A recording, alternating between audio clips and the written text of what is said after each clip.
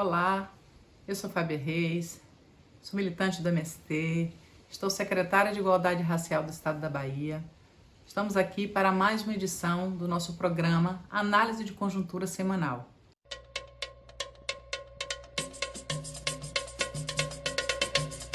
Importante recuperar que essa semana, no dia 12, o ministro Gilmar Mendes fez uma declaração em que ele afirmava, abre aspas, o Ministério da Defesa está numa ação genocida e tecia toda uma análise sobre o deslocamento e inversão de papéis em relação ao Ministério da Saúde. Se todos nós nos lembramos aqui, a gente teve nesse curto período o ministro Luiz Henrique Mandetta, que foi substituído pelo Nelson Teich, que deixou o ministério, e que nesse momento a gente tem um ministro interino, que é o general Eduardo Pazuello. Com essa declaração, o Ministério da Defesa, que tem à frente aí o general Fernando Azevedo Silva, que colocou inclusive em nota aí publicada das Forças Armadas, informando o conjunto de medidas que desde março eles estavam adotando, das logísticas, das distribuições de mais de 700 mil cestas básicas, mais de 20 mil litros de álcool, também colocando as missões que estavam na Amazônia para ajudar os indígenas, e colocou inclusive um número bastante que a gente ficou sem entender, que das movimentações, números de quilômetros rodados pelas essas comissões, já atingiam 14,4 voltas ao mundo. E aí a gente pergunta, o que isso efetivamente demonstra de efetividade no combate ao Covid-19?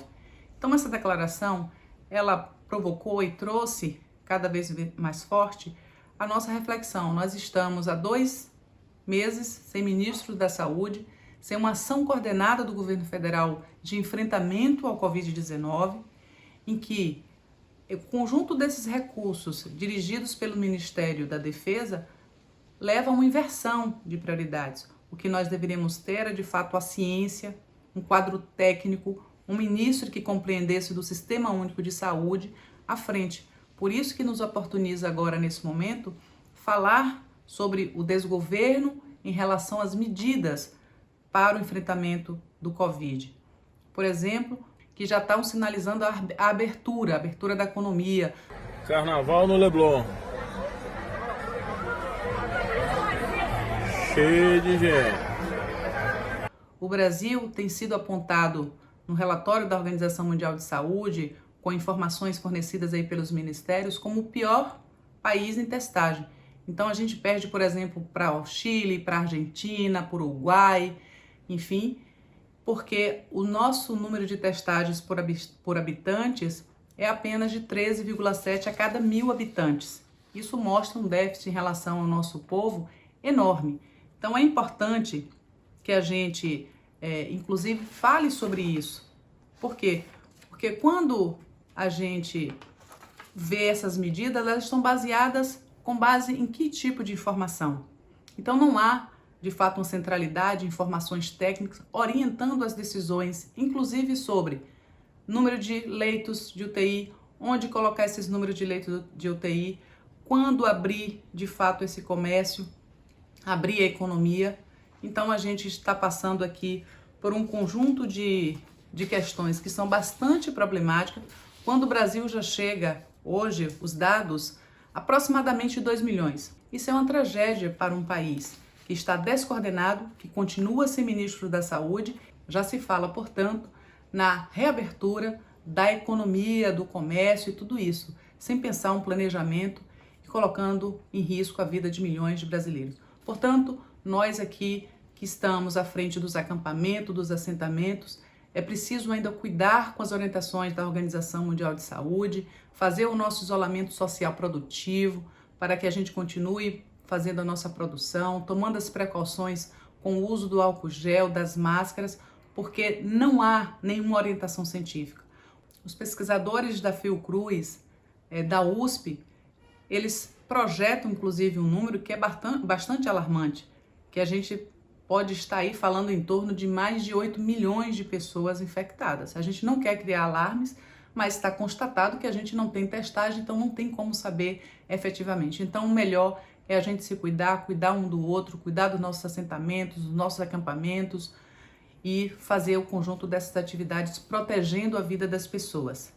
Então, no ponto deste bloco, esse relatório do Fórum Nacional de Segurança Pública, ele trouxe justamente um número que nos indigna. Nesse contexto de pandemia, observa-se também um número de violência policial. Todos nós estamos acompanhando, tivemos as repercussões também influenciadas em vários países sobre o que aconteceu nos Estados Unidos, com o George Floyd, em que um policial sufocou, mas aqui também essa violência tem sido aumentada. É importante afirmar que isso se deve sempre lembrar que nós temos aqui um racismo estrutural à brasileira e que ela repercute também no conjunto das relações sociais, e isso está também representado na forma como a política de segurança, em relação ao seu confronto de guerra às drogas, tem produzido a morte de muitas pessoas. Desse número de mortos, nós temos uma representação desses dados que a maioria são de negros e negras. Então, quando a polícia chega em bairro, nos bairros periféricos, nos bailes funks, a forma de atuação é diferente quando chega aí nos bairros, enfim, nas atividades da classe média alta. Veja os números que foram trazidos pelo relatório. No mês de abril, portanto, ainda em plena pandemia já, na capital paulista, foram registrados 102 mortes em confronto policial. Esse é um número recorde, que comparado, só teve um que foi maior, foram 137 pessoas mortas, quando a polícia, em 2006, se confrontava aí com o PCC. Então, se a gente for observando, o estado do Ceará, por exemplo, ele representa de janeiro de 2020 até agora, 57% de todos os números de mortos em relação a 2019.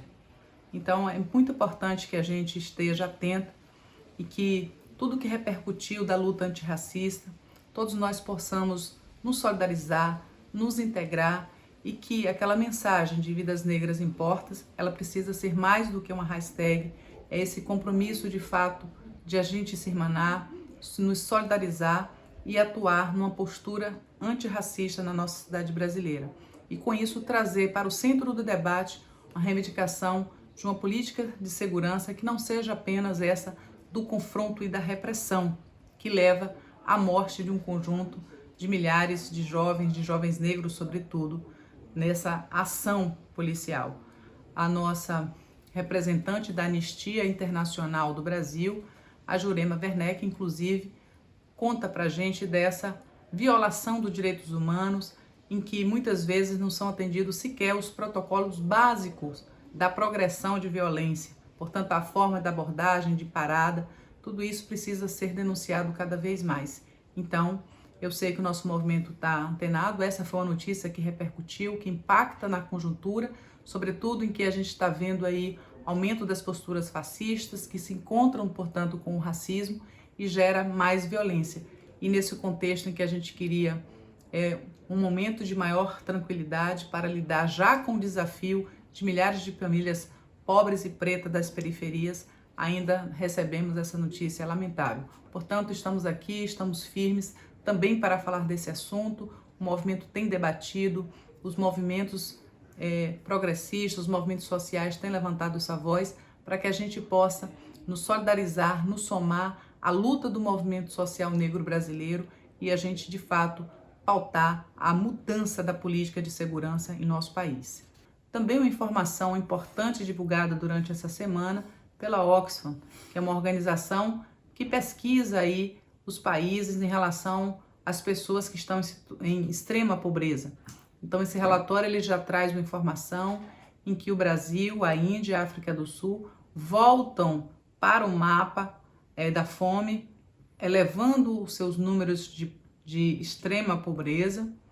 Então, aqui a gente sabe desses números em que a gente pôde observar que em 2014 um conjunto de medidas também governamentais, como por exemplo o apoio ao crédito, a criação do PAA, a própria ação do Conselho Nacional de Segurança Alimentar e Nutricional, desenvolveram papéis fundamentais para que a gente tirasse o Brasil do mapa da fome. Agora, nós já estamos com essa pesquisa identificando que nós estamos aumentando cada vez mais a extrema pobreza no nosso país e, portanto, a situação da fome é algo que a gente recebe essa notícia também em contexto da pandemia. Observem que o auxílio emergencial que foi anunciado, que foi uma conquista, inclusive, do povo brasileiro com os parlamentares no Congresso, ele apenas foi pago até agora o equivalente a 10%, além de gerar aquelas filas que a gente já chamou de filas da morte, aumentando o risco de contaminação do nosso povo brasileiro. Então, esse anúncio de retorno ao mapa da fome é algo que chama a atenção e que dialoga diretamente com o que o nosso movimento tem feito ao longo do tempo. Pensar em um plano emergencial da reforma agrária popular para que nós possamos produzir alimentos saudáveis. E neste plano também diz o quanto é urgente a gente ter a aprovação do auxílio emergencial para os assentados, para a reforma agrária, fazendo uma previsão aí de crédito para fomento, do ampliação do PAA, para que a gente tenha de fato as condições de produção e uma produção de alimentação saudável. Então, com isso, a gente fecha o conjunto das notícias, que não são notícias nada boas e que aprofundam, mas explicitam esse contexto difícil em relação às medidas do governo federal que retira direitos e que tem aí dificultado cada vez mais a vida do nosso povo.